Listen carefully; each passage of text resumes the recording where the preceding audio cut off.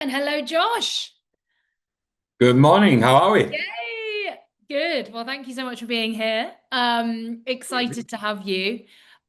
Josh is from PZ Cousins. Am I saying that right? Absolutely, yeah. PZ, PZ. Depends on the PZ, accent. PZ, Most yeah, DZ. times. But you're here to tell us a bit about your career journey in HR. We're talking about, I guess, roles that not many people think are creative, but actually are very creative. So yeah, thank you so much for joining. Do you want to start by just giving a bit of background on who you are and also what does PZ Cousins do? Because when you were telling me about it, I was like, God, I didn't actually know that you owned all of these amazing brands. Yeah, absolutely. So I'm Josh. I work as a talent learning business partner, which is a bit of a mouthful, but I can explain what that kind of means later on. I work for a business called PZ Cousins, and PZ is a brand business. So essentially, when you go into the supermarket, predominantly washing, bathing, beauty. When you look at those great brands and those great products that end up in your bathroom or your kitchen, we probably make them.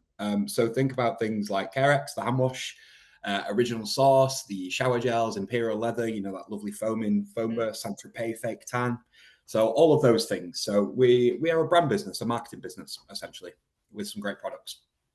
And it is very, you've got lots of creative roles within Yes. it, Yeah, but I absolutely, think absolutely. many people might not automatically think creative. Because what is your sector? Sure. So our sector is fast moving consumer goods and or manufacturing. It depends who you ask.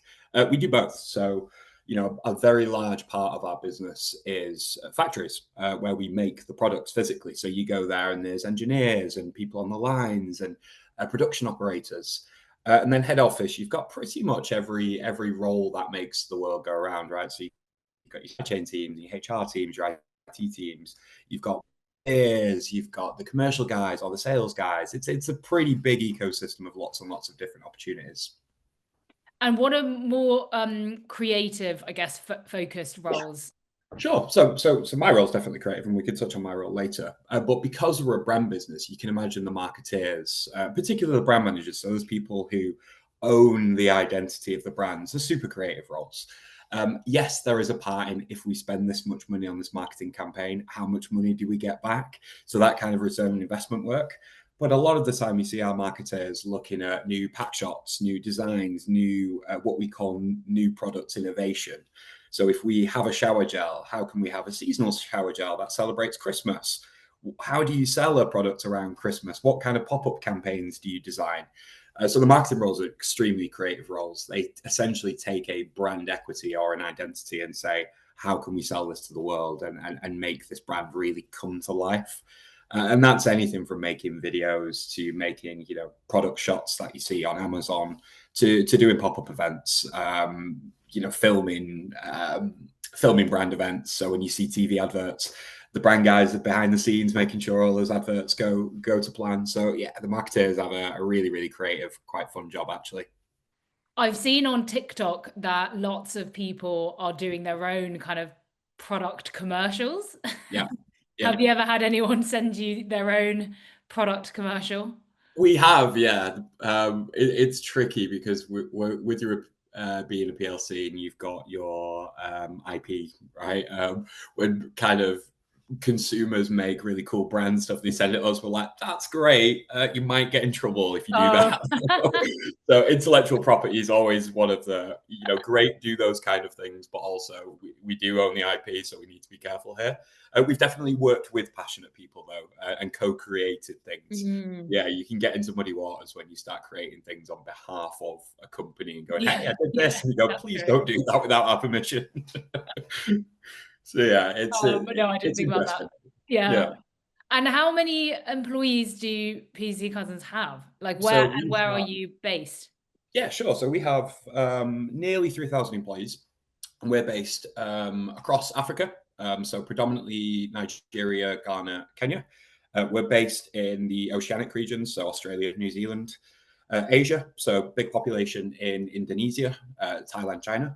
And then Europe is UK, Ireland. And we've got a very small population in America. Ah, okay. Well, big company then. Yeah, Big, yeah, lots of opportunities. lots of opportunities. Um, So shall we talk a bit about your specific career journey? Sure. Because you are from Manchester I originally. am, yeah, Or yeah, are absolutely. you there now? Yeah, so I still live in Manchester. I actually went to university in Manchester as well, so I've never quite left. So yeah, always from Manchester, working class background. Kind of went to school in Salford, grew up in Salford, which is part of Manchester. Went to Salford University, which is on the cusp of the Manchester City Centre. It's essentially a Manchester University. Logic being that actually for my first year, because of my background, I could kind of stay at home and travel to university.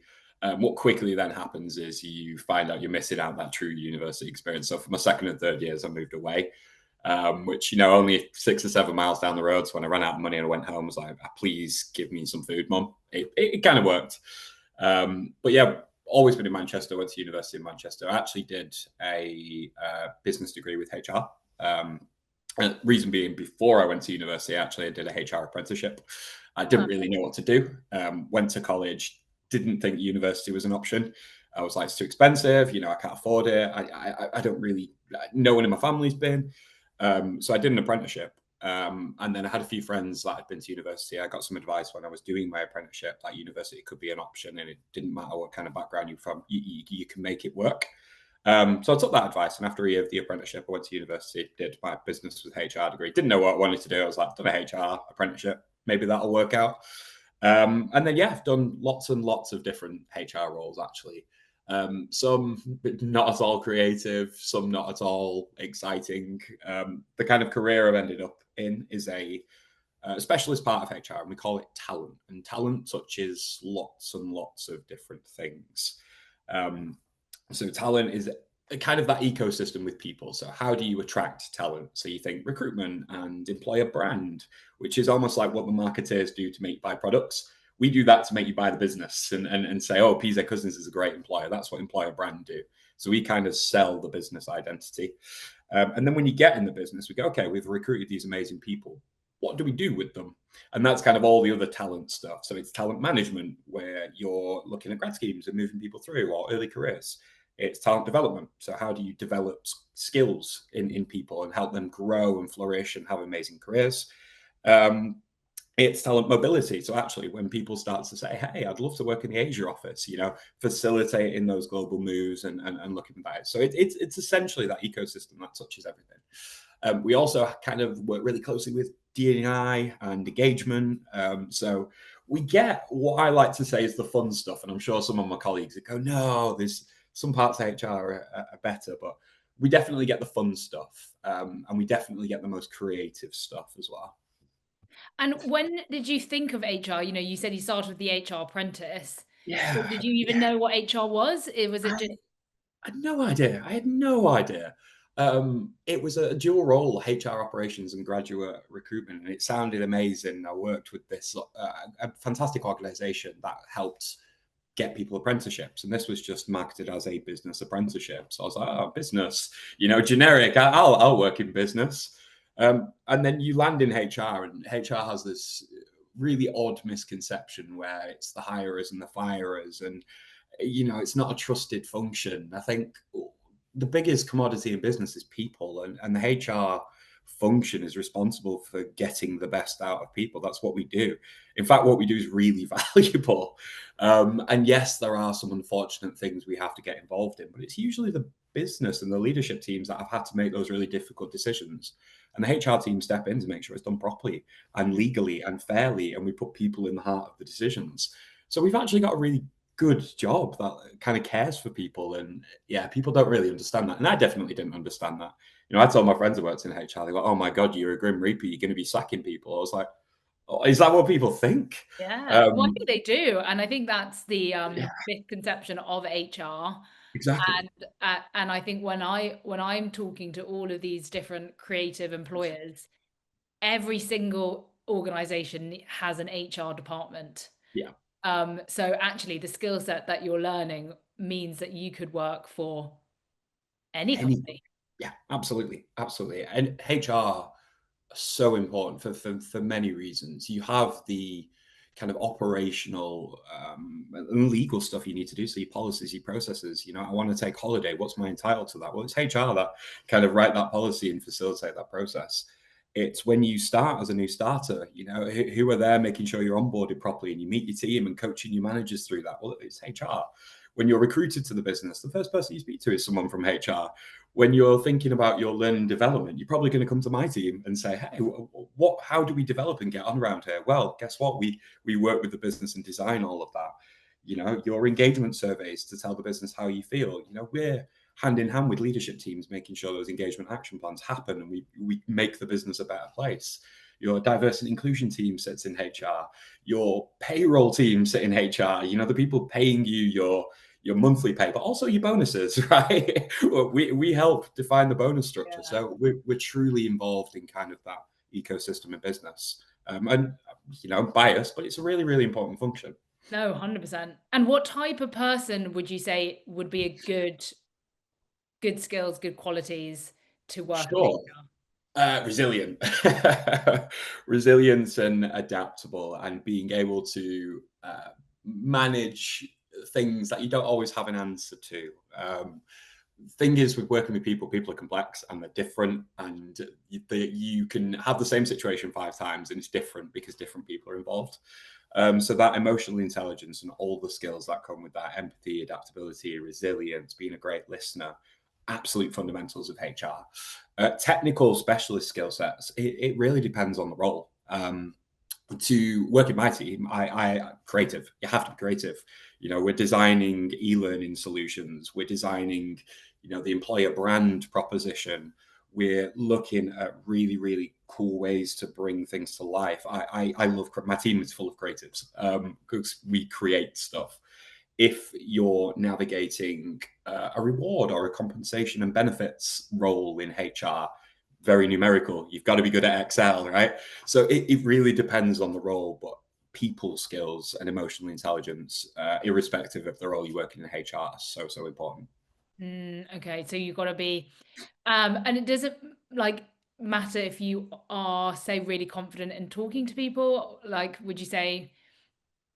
Yeah, absolutely. I mean, confidence is great in my role. Absolutely. I mean, we're delivering training, facilitating training. You have to be confident to be able to hold a room. Doesn't matter if you're an extrovert or an introvert. Everyone finds their own style, but you have to have the confidence to stand in front of people and say, "Hey, we're going to learn about this," and guide people through. So in my world in talent, yeah, absolutely. Likewise, if you're in the talent acquisition team and you recruit it, have to have some confidence because you could be speaking to people on the phone all day. If you prefer a back office role in HR, payroll, reward, operations, you don't speak to as many people.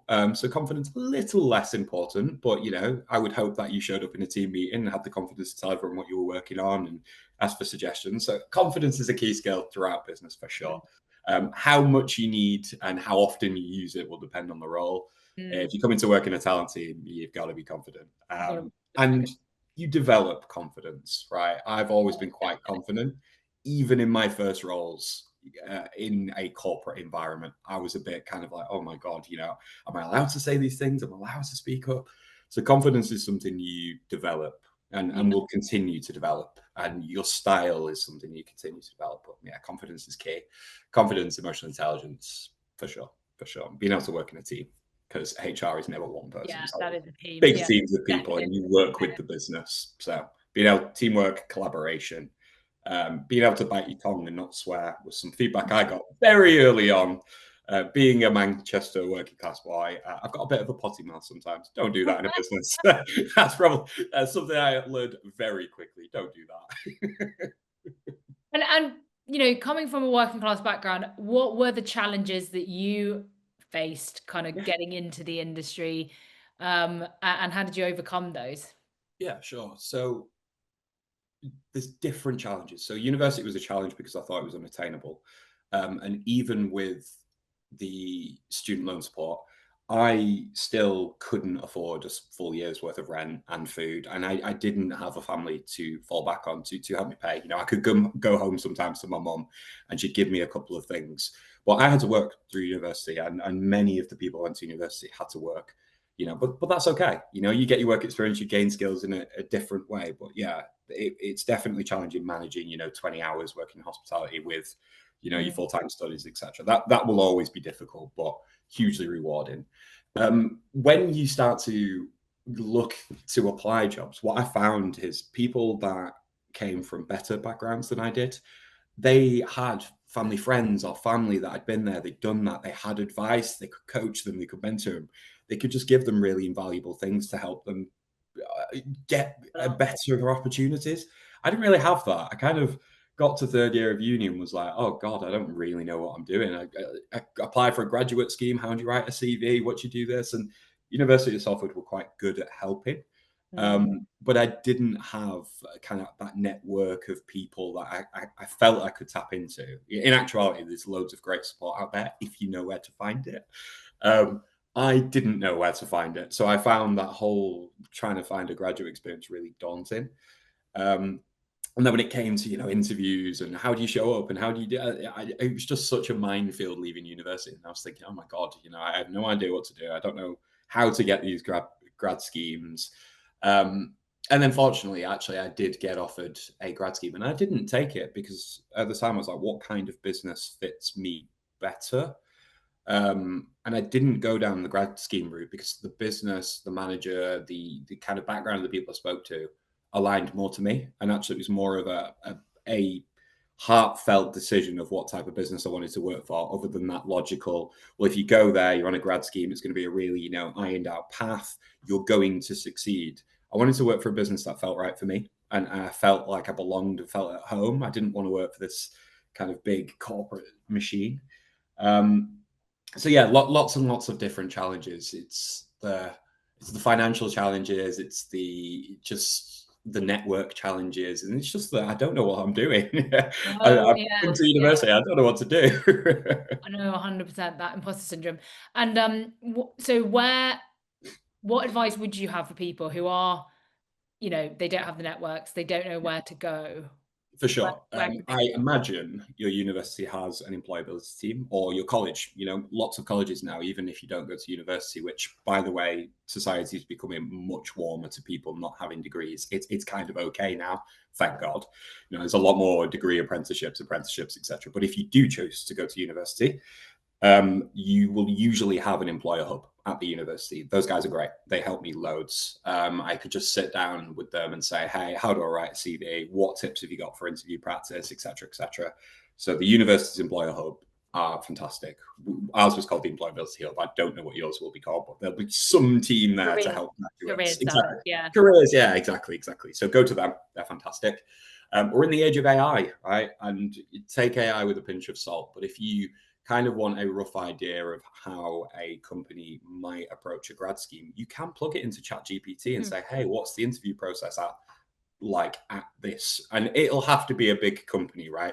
Because AI will scan things like their reviews, their LinkedIn pages, their Glassdoor pages. But if it's a larger organization and you're looking at grad schemes, plug it into AI and it will read those reviews and it'll spit out what it thinks might happen. Research the websites for the companies you're applying to. Usually they'll tell you about the interview process, and that kind of helps you get prepared and puts your mind at ease. Have a look at the LinkedIn. What kind of culture do they look like? Are they all wearing three-piece suits? Professional services. I've worked in professional service. You wear a three-piece suit. If you turn up for your interview, you wear a three-piece suit. If you're going for a smaller media agency, maybe, you probably don't need to wear a three-piece suit. A shirt is fine, and you feel much more comfortable personally in a shirt. So yeah, have a really good look at the companies you want to apply for when you get to that stage. Speak to your careers hub or your employability hub at university to help you prepare for that. And the internet is such an invaluable resource. Just kind of have a look at some great stuff. Yeah. If there are particular people on websites like LinkedIn, it would be my final piece of advice. There's lots of kind of LinkedIn influencers out there and lots of profiles on LinkedIn that talk about careers and experience. Be bold, reach out to one and say, hey, I'm going through this, could I have a conversation? I've got half an hour of your time. The worst thing those people can say is no. And you go, okay, well, I'll try someone else, right? Be a bit tenacious. You'd be surprised how many people will give you their time and advice if you just ask for it. Now, that is a really uncomfortable, daunting experience. One I still struggle with, right, even now.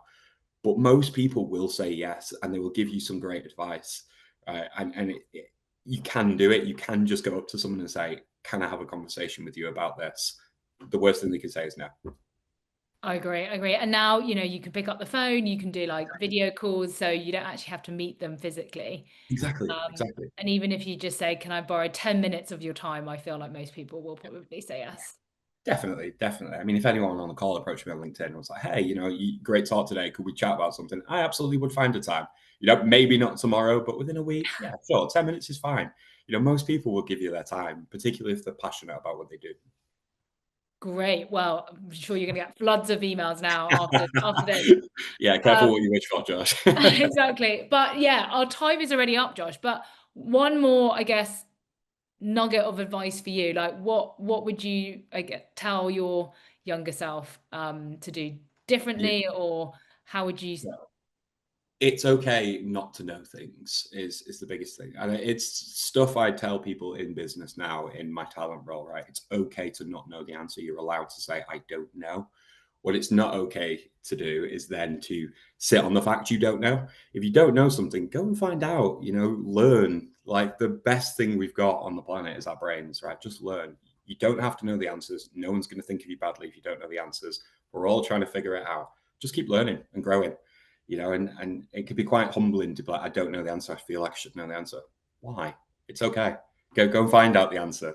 So yeah, it's okay not to know the answers, and particularly in an interview scenario, don't try and make things up. I don't know. Could we come back to that question? Just it's okay not to it's know. okay. So, yeah, I completely agree. And in the last talk, we were talking about how everyone, is pretending to be that perfect version, but Yeah, you don't have to be perfect. you don't No have to one's be perfect. perfect. Exactly. No one's perfect. We've all got room to grow, learn, and I struggled with that in uni. I was applying for jobs. I was like, I should know this. I bet other people know this. Maybe they don't. Maybe they do. Who cares? It's okay to say I don't know and learn from that. Oh, amazing. Thank you, Josh. And with PZ Cousins, is there any early career opportunities there? Yeah, absolutely. So about February, March time, we open up our graduate scheme. Graduate schemes can be rotational through different functions. So we have schemes where you can kind of try a few functions out.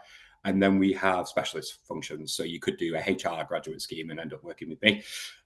Yay.